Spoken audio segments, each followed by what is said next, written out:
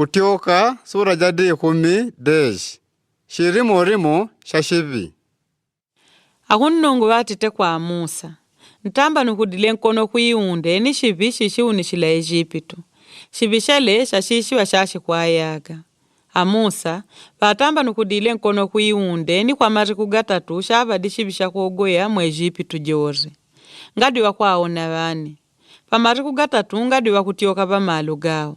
Na mbwashi na Israeli wote wakwete dilangu kama malu mwao mwa watamaga. Pela Afriyao ni watumile kwa ilanga Musa ni watite. Njaji, ninkaomba akunnungu.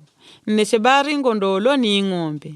Ashakongwe ni wana shekomboleka kwa ula. Na mbwa Musa wakanile.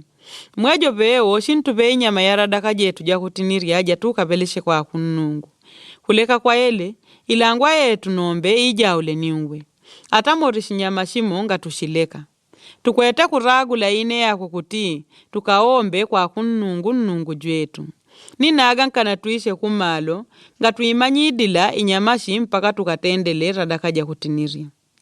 Na mbwa kunnungu, vadimbi kariria ntima wa Afriyao ni wele, wakanile kwa aleka kwa ula. Watita Afriyao ni kwa Musa, ntioshe pa ujo bangu.